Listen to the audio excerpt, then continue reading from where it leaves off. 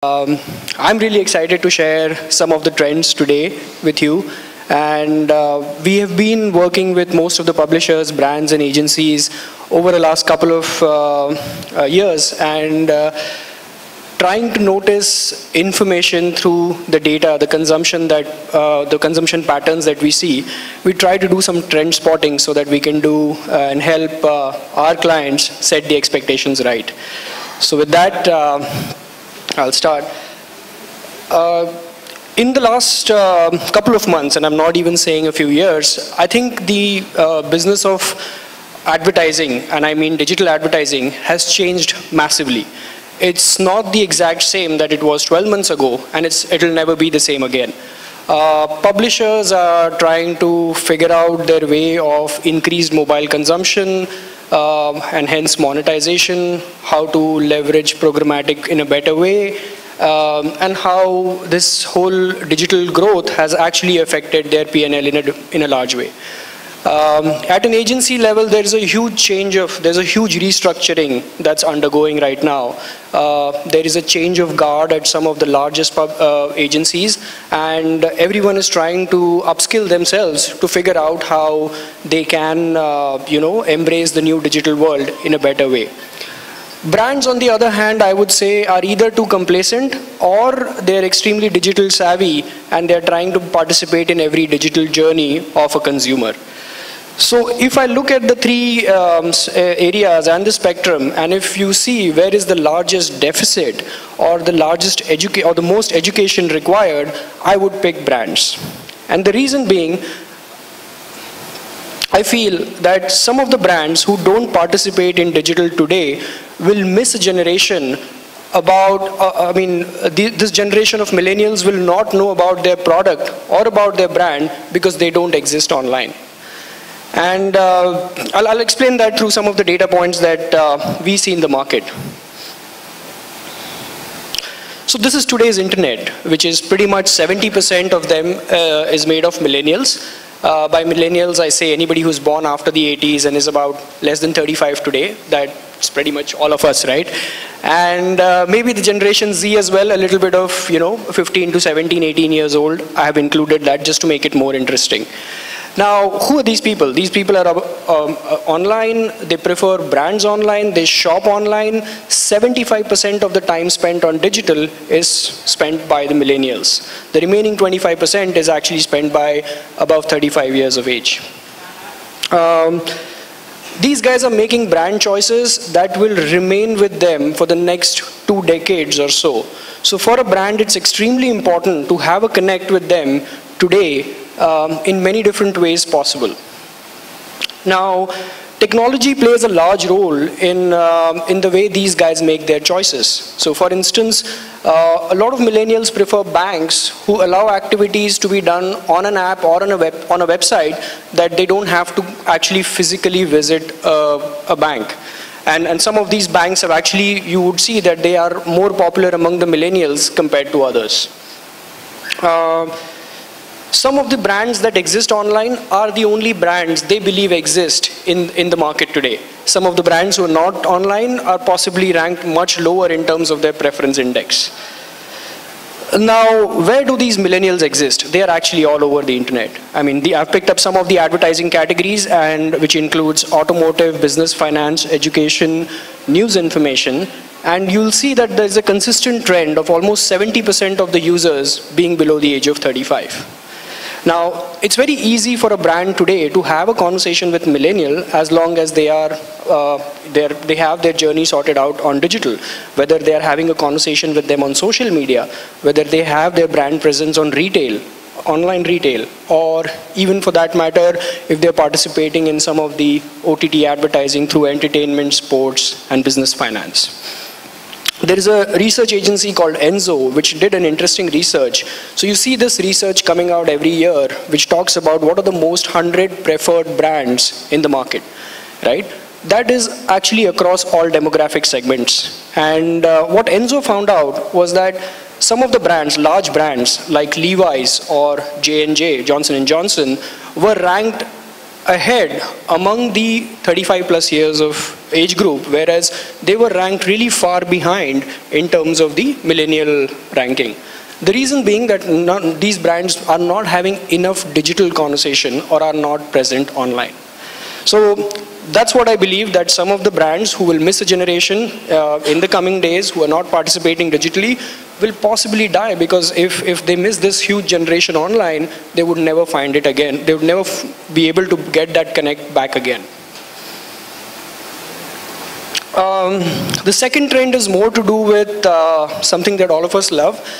I think largely the growth of online has also lent itself really well on the OTT platforms. And today the OTT platforms are reaching, rather breaking a lot of records and reaching a huge number of population every month. And every new high is way higher than the previous high. So, having said that, I believe that ad-supported OTT will be the largest category of and will take the largest pie of digital advertising. Today, they're probably a distant 3, 4, or 5, and some of the key players are ahead of the others.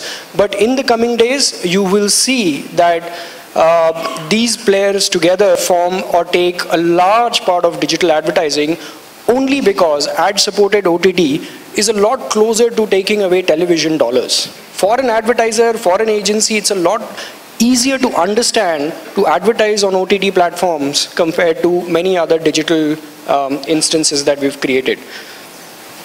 Here are some numbers for, these are the latest numbers for most of the OTT platforms that we see. These are monthly. So for example, Hotstar reaches almost 80 million people every month. Now, if you look at the time spent there, the only thing you realize is that how much sleep you've lost over watching all the shows across all these platforms. But at the same time, that number is actually increasing or doubling every month. So for instance, Netflix is about 22 minutes per visit, and you will see that the same number was about 14-15 minutes exactly 3 or 4 months ago. So with the new content coming in with everyone, like Z5 has just entered the game, and you will see staggering numbers coming out of them in the coming days. A large player in this is also YouTube. The reason I have not included YouTube in the chart is because the chart will look just funny, because YouTube reaches about 254 million uniques a month, which is pretty much all of the internet, and about 7 minutes per viewer. So that's some real good numbers for the OTT today, which is almost equivalent to any large news, sports, technology, business, finance publisher. If we look at the demographic distribution of these OTT users, they're beautifully distributed across all demographic ages as well as gender. Two notable mentions here. I would call out Netflix and Voot here.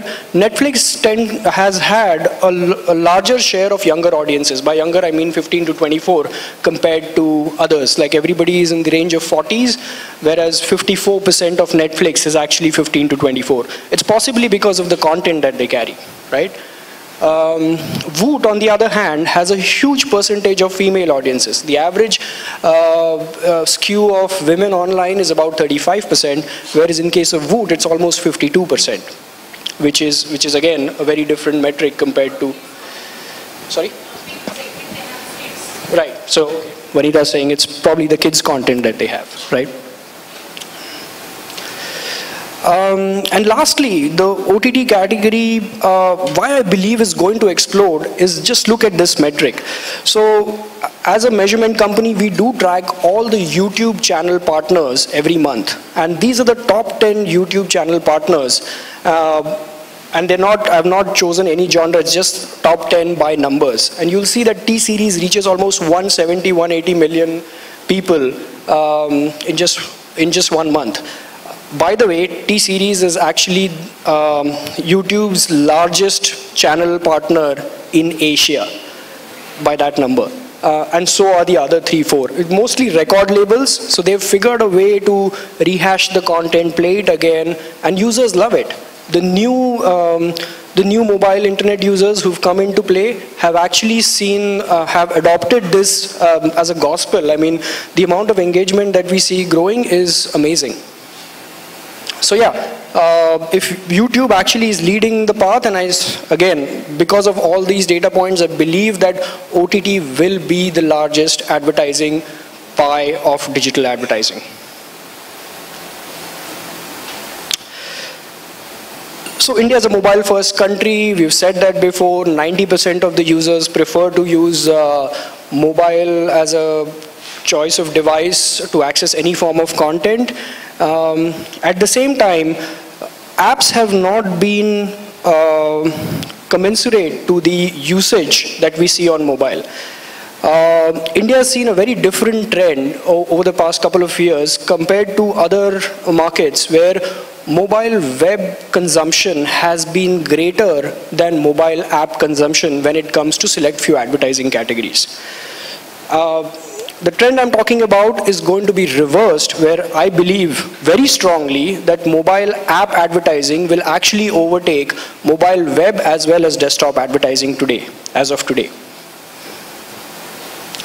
The reasons? So there are two categories on the left, like news and sports, where the audience prefers mobile web usage over mobile apps. So for example, in case of news information, 90% of the Indian internet users access news through mobile web, whereas only 35% of them use apps to access the same content. Retail and entertainment have not given up on their endeavor to follow these users or the app acquisition strategy. And they show that actually apps are better suited for users to access through a mobile device. So 94% of users on entertainment, which is basically the OTT category, prefer accessing entertainment content on apps compared to mobile web. Now, why is that? So entertainment has done something great, right? Of course, for DRM protection, for certain kind of content, you have to download the app so that you are able to watch it offline and so on, which is a big draw for users. Whereas in retail, I think the experience is a lot better when you have the app installed. But I don't think we've done a great job on the news and sports or technology and other advertising categories in terms of getting the app gold rush. Apps are a lot better suited compared to mobile web because the engagement times tend to be way higher compared to mobile web. So here, for example, in social media, 910 minutes get spent on apps, whereas mobile web is only 36 minutes. Same is the case with news. It's almost 3 times the time spent on news content through an app rather than the mobile web. A couple of changes that have happened, or rather there's a slight paradigm shift. The average device storage on the phone used to be around 30 gigs in 2017 and now is almost 60 gigs, which means that people don't shy away from actually downloading apps. Most of the popular apps like Ola, Netflix, Uber, etc. have actually grown in size almost 10 times compared to what they were exactly a year and a half ago. So there is no, the myth about users do not have enough device storage is not there anymore. PUBG, how many of you have heard of PUBG?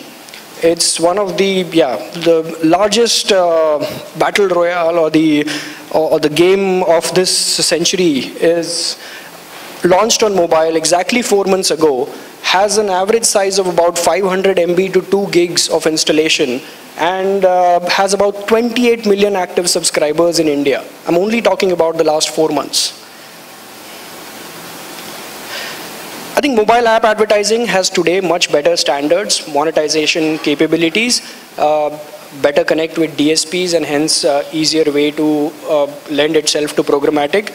There's a lot more control, improved brand safety, viewability, great experience. And that's why with all these reasons, you will see a lot of publishers having a serious gold rush towards getting app as a preferred choice of access medium over web. This is something that most of us are concerned about, and especially in the publisher world, this is probably the most commonly used word, duopoly. So duopoly is a dominant descriptor of Google and Facebook taking a large share of advertising business today in India. There are varying estimates, but it can be anywhere between 60 to 70%. So far I feel that the duopoly hasn't had a challenger. But in the coming months, I see that duopoly will be fought hard through a publisher coalition. Very stylish Indian political desi style, but I have reasons to believe that. This is a beautiful image from an artist called Ibo, who described duopoly in his own way, where there are two large castles, one is Facebook and one is Google. And all the other people who are building the moat below is the rest of the ad tech industry and the publishers who are actually helping build a bigger moat for Google and Facebook. And when they look up one day, they realize that this is not working for them, right? And that's exactly what's happening. Now, Google and Facebook, on the other hand, have been very different companies 12 months ago. They're very fast, agile. They've been extremely revenue focused, even in a market like India, and they've achieved a lot greater output compared to other publishers. They've tried to string along a lot of publishers by offering AMP pages, Google did that, or instant articles for Facebook, but all these new stuff has not really affected the bottom line for most of the publishers. Now, today's publishers are reaching really large numbers in India, mostly on mobile, of course. So if you see from the Times of India to Daily Hunt, there's 100 million plus. Most of the regional players, like, I won't call them regional because they have actually a national footprint on digital, which is Jagran, Bhaskar, India Today. All of them have crossed the barrier of 50 million uniques a month. That's a massive scale of users, active users every month. That also means that generating a ton of inventory which can be sold at premium rates. Now, this generation of ton of inventory has actually resulted in difficulty in maintaining the yield or the CPM rates. I mean, all of us know about that, right? So how does a publisher coalition work in this kind of in this kind of a market? One is, I think, if you look at, so first, for any coalition to work, you have to have majority. And by majority in the advertising business, it means reach. So I've taken a sample of some of the randomly selected players, which is Patrika, Jagran, Amar Ujala, Bhaskar, ABP and Manorama, and just put them together to see that what is the unique audience that they generate if they were to form a coalition. And the answer is they cross about 109 million active users every month. That's really, really big, number one. Number two, today, if I were to have the conversation about a coalition a year ago, it was very difficult. You know, it's like shaking hands, signing MOUs, deciding how you would do revenue share.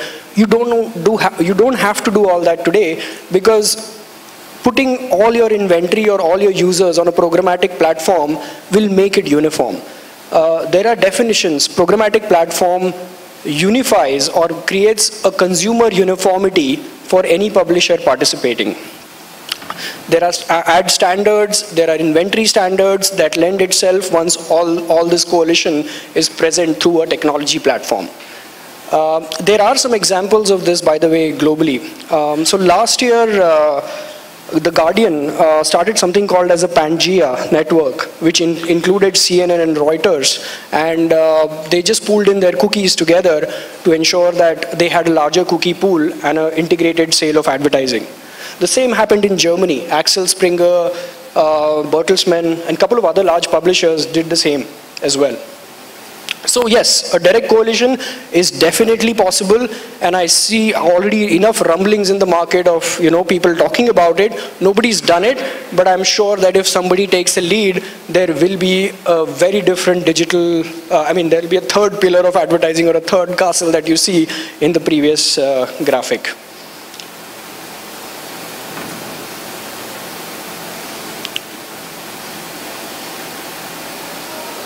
Okay, so that brings me to the last trend, which is pretty much slightly new, but most of us are used to today using any on-demand app to call a cab, food delivery, or even book a hotel, right?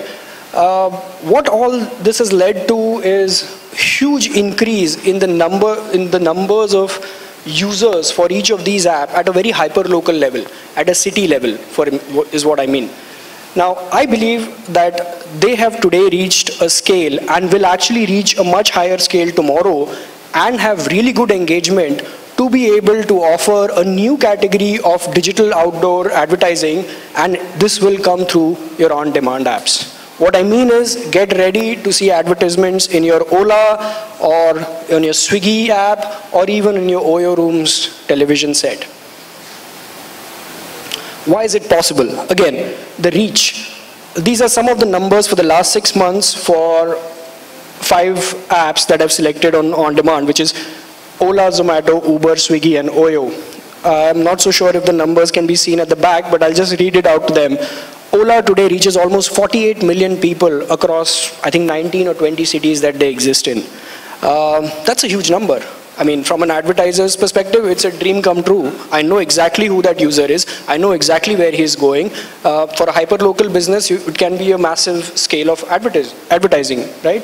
The same is true with Zomato or Swiggy, who are like almost 30-40 million each individually.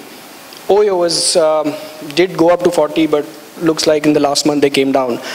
If you take the unique reach across all these, again, it crosses some 100 million, 102 million or so.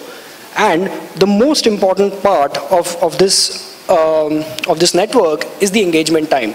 The dead time that you wait inside a cab, or the time once you've ordered your food and you're waiting to do the tracking order, all this can actually lend itself to the overall engagement time for that particular app, and hence can have great advertising formats which have call to action, app installs, and many other such scenarios.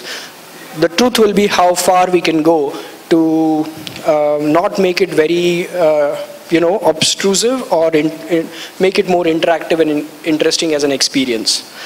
So as a digital outdoor or out-of-home medium, compared to the traditional one where you don't even know how the count of eyeballs or who's actually watching it, this will be a great medium with over 100 million plus screens out there in the market.